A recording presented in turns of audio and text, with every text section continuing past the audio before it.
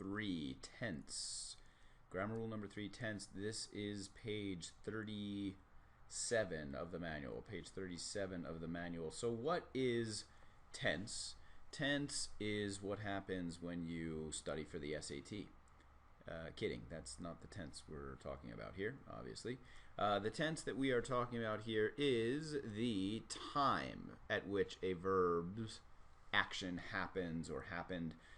So remember, we already talked about one verb rule. We talked about subject-verb agreement. This is yet another verb rule where when we look at a verb, we have to know when that verb happened and if the verb is in the right form for when the verb happened. So in English, most of the time we can look at our verbs and tell almost immediately when the action happened. We can also look for time clues in the sentence that will help us determine when the action happened. But in examples 1 and 2, notice that the two sentences are exactly the same. The only differences are, or the only difference is the verb, the lived versus the have lived. So we have to ask ourselves, what does the difference in form of those two verbs tell us about this person living in California? Well, in the first sentence, the lived, in example 1, the lived is in the very simple past, just the regular old simple past tense. So what that lived means is that the person lived in California for 6 years and no longer lives there. The living in California is done. Versus example 2, when we read, I have lived in California for 6 years, this is a different past. We're actually going to end up calling this the still going past. There's a more technical name for it, but we're going to call this tense the still going past. Why do we call this the still going past? Because this person is still living in California. When somebody says, I have lived in California for 6 years, we know from the form of that verb, have lived, that this person is still doing that action, is still doing the living in California. So that is your little introduction to tenses and how the form of a verb will tell you when an action happened. What about examples 3 and 4? I would go ahead and take a look at those right now and see what you can tell about the time at which these actions occurred based on the forms of the verbs. Pause the video if you want to do this on your own and try to articulate on your own. In example 3, we have Renee cleaned the inside of the car while I washed the outside. So what do we have here? Well, we have something actually very simple, similar to example 1. We have a simple past action, a simple past tense verb. Renee did this action, the cleaning, while I did this action over here, the washing. This while indicates that these two verbs happened at the same time, and they both, based on the form of the verbs, we can tell they both happened in the very simple past. They happen and they're done. In example 4, though, now we have this had before the cleaned. And we also have this time clue right here. And we also have, again, this washed over here. In this sentence, it's not a simple relationship where the cleaning and the washing are happening at the same time. This by the time tells us that this action over here happened first and this action happened second. If we were to lay this out on a little timeline, what we would see is that Renee had cleaned by the time or before I washed. So the washed is in the simple past and the cleaned is in what we're going to end up calling the before the past. Before the past. And again, there is a technical name for that tense, which maybe or maybe not we'll discuss in a minute. But that's exactly what's going on here. We have two actions in the past, the cleaning and the washing. One of them, the cleaning, is happening first, and the other, the washing, is happening second. The washing is happening in the simple past. The cleaning is happening before the past. So again, we can look at a sentence's verb, we can look at any time clues that accompany the verb, and we can usually tell fairly clearly when the action of the verb occurred. On the SAT, what we're going to need to do is we're going to need to determine, based on all of the clues in the sentence, whether our verbs are in the right formation for the time at which they occurred. The tip-off clue, go ahead and write it down, is, you guessed it, underlined verbs. If we see underlined verbs, we know that ETS is possibly testing tense. Remember, they could also be testing subject-verb agreement. That was our other rule, that verbs could indicate. So underlined verbs, you need to do the two following things. The first thing you should probably do when you see an underlined verb is determine if, oh, pardon me, not if, you want to determine what tense the verb is in. And remember, you can do that just by looking at the verb and how it's formed and what words come in front of it. You know, if you see had eaten versus ate versus eats, you know that these are all three different time frames. These are all three different tenses indicated by the form of the verb. So that's the first thing you want to do, determine what tense the verb is in.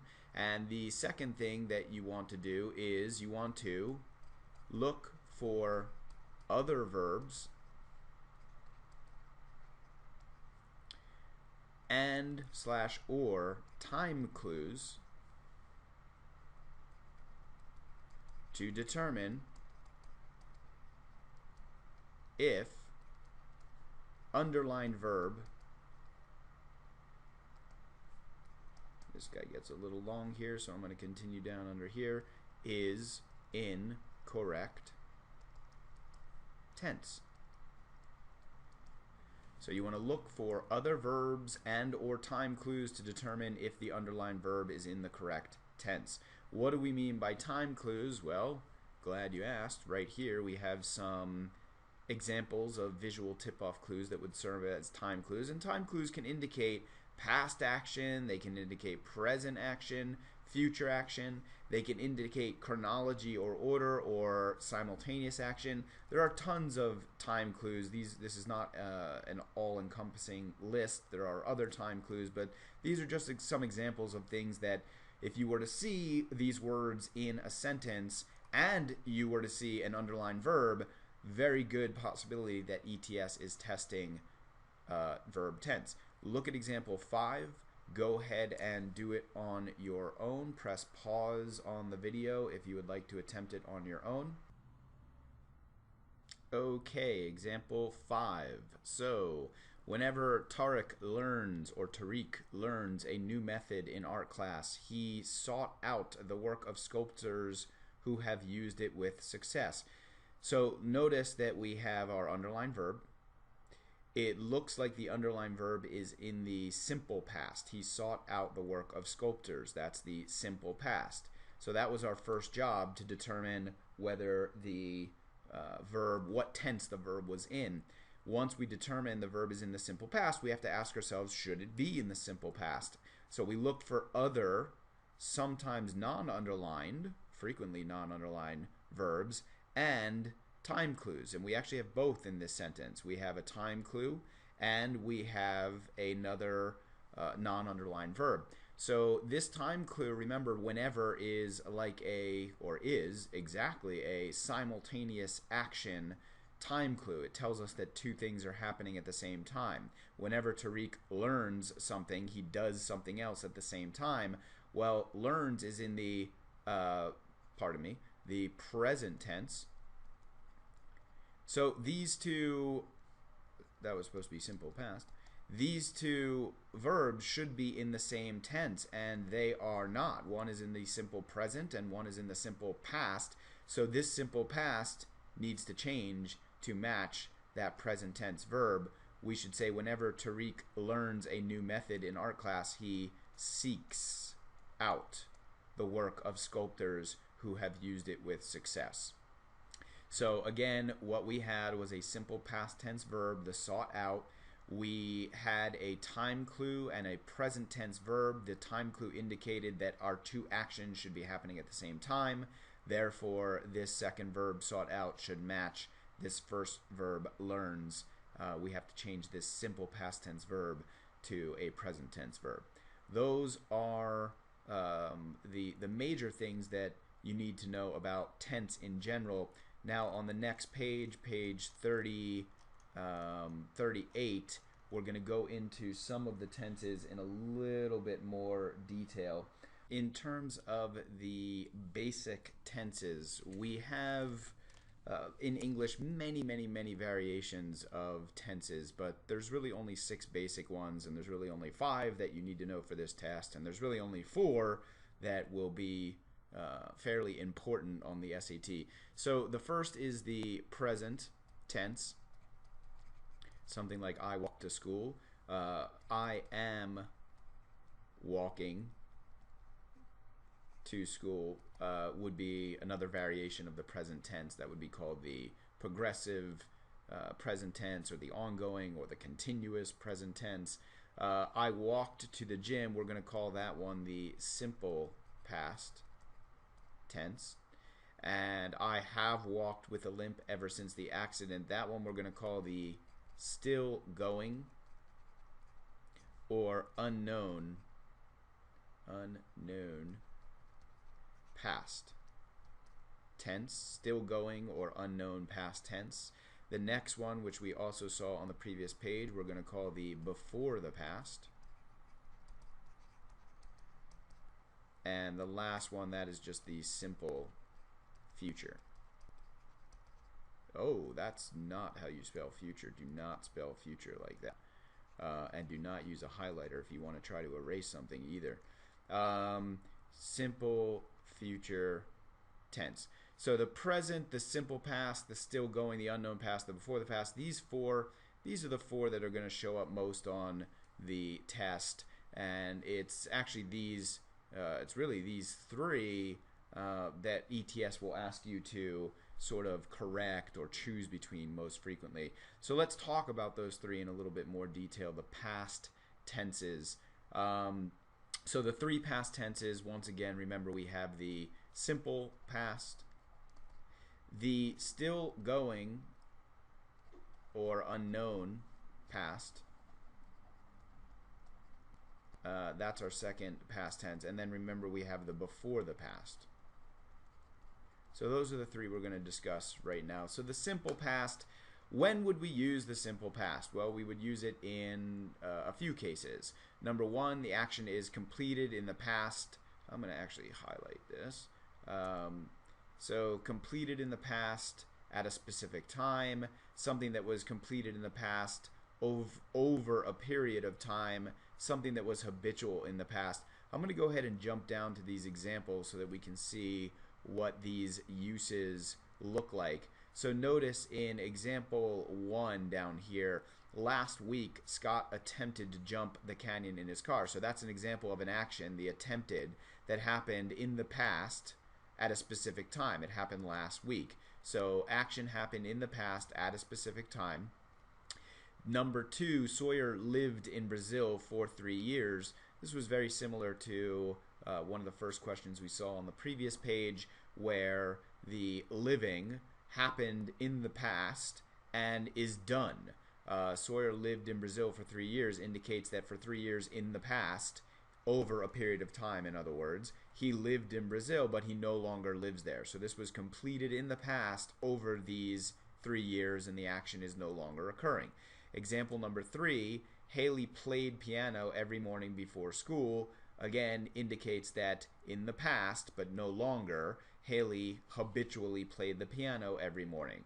So those are 3 good examples of the 3 uses of the simple past tense. How do we form the simple past tense? What do we need to look for? Well, most of the time we're going to look for, actually I shouldn't say most of the time, frequently we're going to look for an ED at the end of a word. Something like attempted, something like lived, something like played. These are all regular verbs, but in English we have many, many irregular verbs that do not simply get an ed in the simple past tense. We'll see a bunch of those in a moment. Other tip-off clues, what else might you need to look for? Well, again, those time words. You want to look for those time words. Time words that might indicate the simple past, things like yesterday, last year, in the 19th century. So a specific past time. If you see a time word that indicates a specific past time, might be a good indication that the simple past tense is needed. Example 4, go ahead and do it on your own. Press pause. In example 4, notice we have our specific time in the past time clue here. So last year a doctor, we would just say, removed my tonsils. We just add an ed, or in this case just a d, to the infinitive remove, and we get the simple past tense removed. Now, page 39, moving on to some of the trickier past tenses. These two guys are definitely a little bit tougher. So the still going unknown past. Again, there is a technical name for this in English. This is known as the present perfect tense. The still going unknown past, though, we're going to call it still going unknown past because these two terms, or phrases I should say, these two names tell us what this tense does. It describes an action that either is still going on, started in the past and is still going on, or happened in the past at an unknown time. And you can see in this used when the action area here, when the action started in the past and is still occurring, or happened at an unspecified time in the past. So again, that's still going or unknown past. Let's take a look at a couple of examples before we go through the rest of this stuff. Down in numbers 5 and 6, ever since the fire at the library, Jeremy has studied at the cafeteria. So notice that we have this has studied is our verb, and we have this whole sort of time clue here, ever since the fire at the library. So what does that indicate?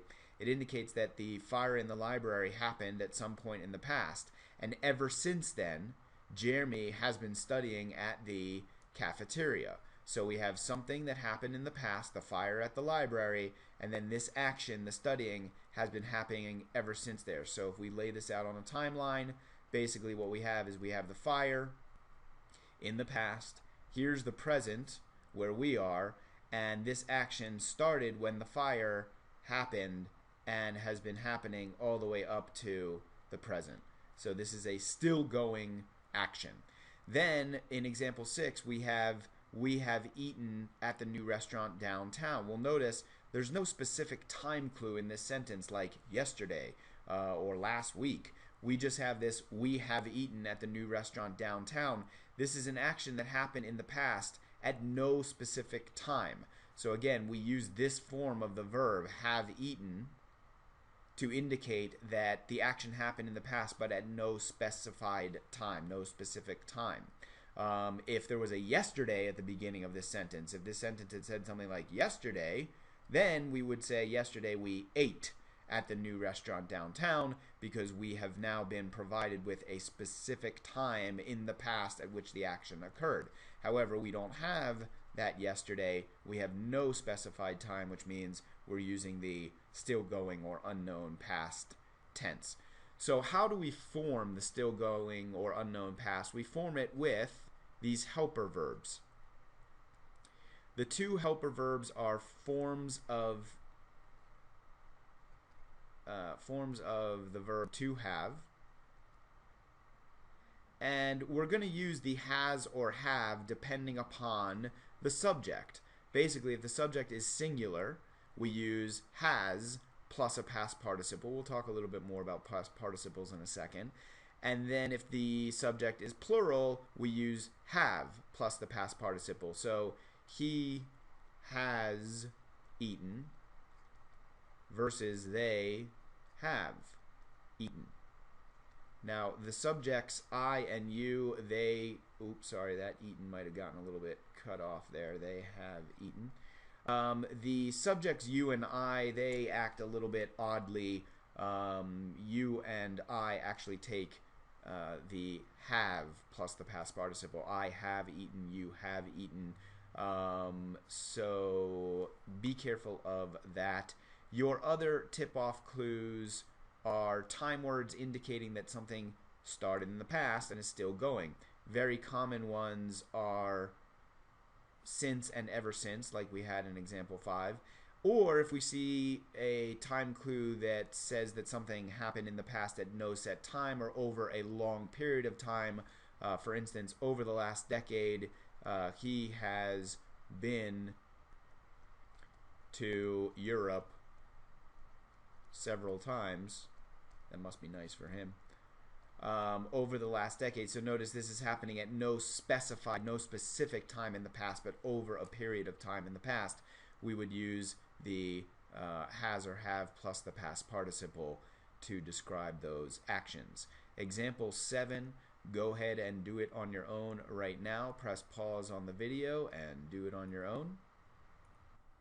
So in example 7 we have Riel blank, an ardent supporter of the mayor ever since she heard him speak at her school. So notice what that ever since does, what that time clue does. It tells us that here's an action, and ever since that action occurred, something else has been occurring up into the present. So if we're trying to form the still going tense using the infinitive be, we would use our form of to have. In this case we use has because the subject is singular, and then we use the past participle of to be, which is been. So that is an example of the still going past. Now the before the past, this is our other tricky past tense. This tense is used when something happened in the past before something else in the past. That's why we call this the before the past. See what we did there? Now, in terms of some examples, take a look at 8, 9, and 10 down here. Most of the delegates had left the room before Senator Wilkins spoke. So notice, here's the simple past tense verb. Here is a word indicating chronology, indicating that something comes before this simple past tense verb. And here, the had left is the action that happened before that simple past tense verb. If we lay this out on a timeline, we can see that in the simple past, Senator Wilkins spoke, and before that, all of these delegates, or most of these delegates, had left the room. So this is the simple past, this is the before the past. Makes sense. Then we have I did not have any cash because I had misplaced my wallet. So again, lay this out on a timeline. Here, I didn't have any cash, so that's no cash there.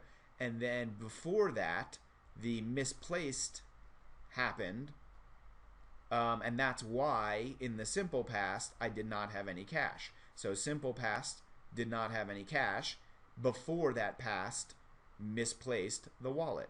Last but not least, number 10, I had finished the project by the time of his arrival. Well, notice here we do have this chronologizing time clue by the time, and then we have his arrival. We don't have, as we did in examples 8 and 9, we don't have another past tense action. Notice that in 8 and 9 we had the spoke and we had the did not have any cash. Those were other simple past tense actions. In example 10 we just have this arrival. So by the time of his arrival, we have to assume that that arrival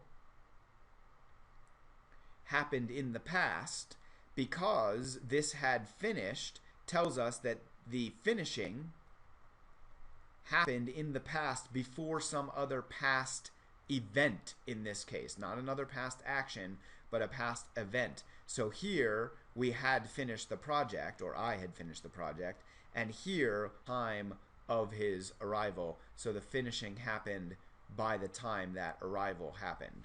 So those are 3 examples of actions happening in the past before something else in the past before another. When we say something else, we mean another action / verb or event. That would be the something else that the before the past verb happens before. How is the before the past formed? It is formed with another form of to have, in this case had, plus the past participle. You can see that in examples 8, 9, and 10. Had plus past participle of to leave. Had plus past participle of misplaced. Had plus past participle of finished. So we use the had plus the past participle to form the before the past tense. Other tip-off clues would be another past action or event, and then time words that indicate chronology or sequence. And again, you can see that in examples 8, 9, and 10. We have another past tense action. We have a time word indicating sequence or chronology. Those are very good tip-off clues that one of our verbs is going to need to be in the before the past tense. Down at the bottom, number 11, pause the video and then go ahead and do it on your own. So in example 11, we have organizers asked Victor to be a judge in the baking contest, a request he found odd because he blank a single cookie. So we're using baked, and then we're using the adverb never. So we're going to say organizers, we have a simple past tense verb, another simple past tense verb, and then remember it was before the asking and before the finding that he had never baked. So he found this request odd. He found this request odd in the simple past. So there's the simple past, the found. Why did he find the request odd? Because at some point before then, he had never baked a single cookie.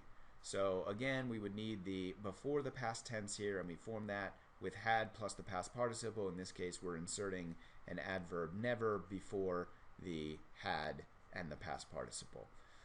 That is the before the past. We are going to go ahead and do examples 1 through 8. I would pause the video and do these on your own. So in example 1, we have since James Marsden took the reins at State College in 1966, the football program there, blank, just 5 losing seasons. Notice what our choices are. First of all, this is the simple past. This is the still going / unknown past. So now what we do is we look at our tip-off clues. We have another verb here, took, which is in the simple past, and we have a since, which is a time clue indicating that something started when Marsden took the reins and is still going on, which means we need has endured, which is the still going tense. So example 1 is has endured. Example 2, while the guests waited for the visiting dignitary to arrive, they had been or were treated to the music of a string quartet. So again, let's see what we have here. We have a before the past verb there. We have a simple past verb there. So in order to figure out which one we need, we look for, there's another verb, and there is a time clue.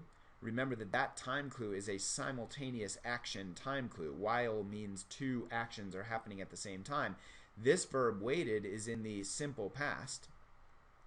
So if we know that something is happening at the same time as this simple past verb, then our other verb needs to be in the simple past. While they waited, they were treated. So we need the simple past tense verb in example 2. Example 3, let's take a look at what we have. We have a still going / unknown past tense, and then we have the simple past. Oops. So let's see what time clues or other verbs we have in the sentence. We don't have any other verbs, but we do have this time clue. The time clue indicates that something happened at a specific time in the past. What tense do we use for specific times in the past? We use the simple past. So Sarah worked at Banana Republic last year. Then we have the same two tenses, still going or unknown past and simple past in example 4. But here we have a different time clue. Here we have ever since high school. And remember what ever since means. It means that something started in the past. When did it start? Well, it started in high school and is still going. Ever since means started in the past and is still going. We need the still going or unknown past tense here. So Sarah has worked at Banana Republic ever since high school. Example 5. By the age of 25, Tiger Woods won or had won all 4 major golf championships and was already considered one of the best players in history. So we have simple past and we have before the past. So which one do we need? Well, notice we have time clue here. We have by the age of 25. So this indicates that Tiger Woods turned 25 in the past, and at some point before then, before the past, he had won all 4 major golf championships and was already considered one of the best players in history. So we need the before the past there. Example 6. Before he injured his tendon at yesterday's practice, Javier had taken or took only a few pitches. Let's figure out what we have. We have a before the past and we have a simple past. So let's look at our clues and see what we need. We have a simple past tense verb there. We have a chronologizing time clue telling us that something happened before this simple past. And what do we use when we have an action that occurred in the past before some other past tense verb? We use the before the past tense. So before he injured, he had taken. Example 7, if Melissa knew or had known about the recent layoffs, she would have worked harder. So we have a simple past and we have a before the past.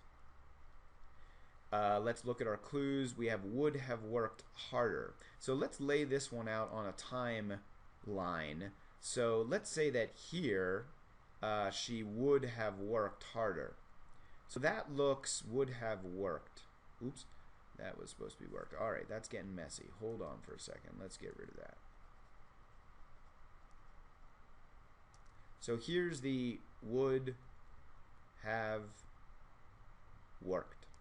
So that's in the simple past. Now remember, the sentence is saying that if she knew or had known before that point where she would have worked, so before the would have worked, we're looking at before the past here. If she had known before the would have worked, if she had known about the recent layoff, she would have worked harder later in the past. So the had known would come first in time in the past, and the would have worked would come second in time in the past. So we need something that occurs in the before the past here. Example 8, hardly anyone attended the workshop that was or had been so painstakingly planned. We have, once again, a simple past, and we have a before the past. Well, remember that here's our other verb in the sentence.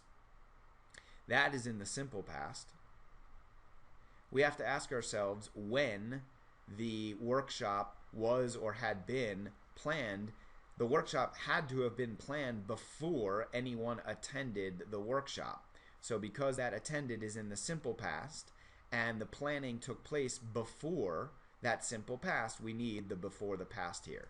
Hardly anyone attended the workshop that had been in the before the past, so painstakingly planned. So there are your examples. Hopefully you didn't have too much trouble with them. If you did, come back and watch this again or try them again on your own or do a better job of looking for time clues or other verbs in the sentence.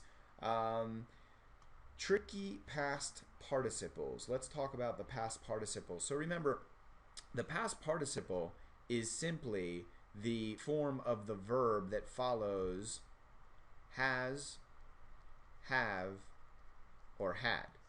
So whatever form of the verb you're putting in this blank, has eaten, have been, had wanted, has found, have learned, had, I don't know, whatever you want. Studied.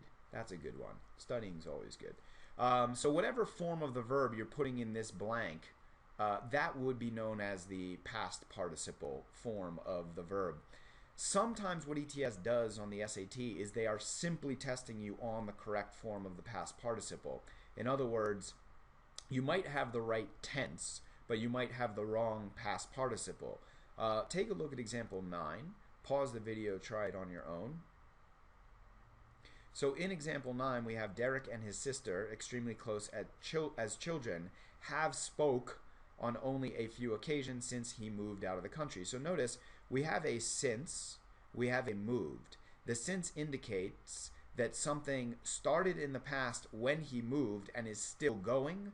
So this speaking started when he moved and is still going. So have plus the past participle is the correct tense because we need the still going tense, and we form the still going tense with have plus the past participle. The problem here is that spoke is not the correct past participle. The correct past participle is spoken.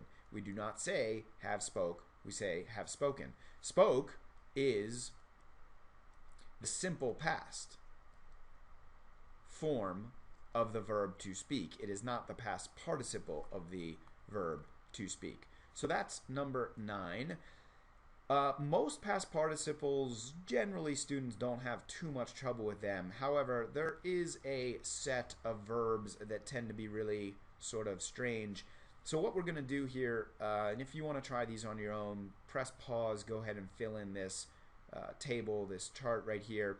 We're going to ask ourselves, what's the simple past tense of each of these verbs?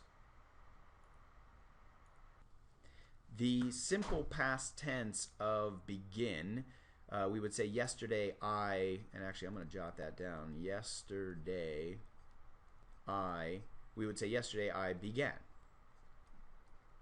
But what if we wanted to say I has, if we wanted to say that, we'd be really messed up, actually.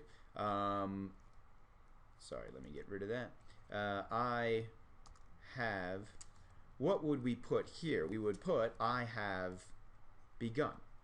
With drink, we would say yesterday I drank. We would say I have, this one's sort of a weird one for some students, we would say I have drunk many glasses of water. Yesterday I rang the bell. I have rung the bell. Yesterday I ran.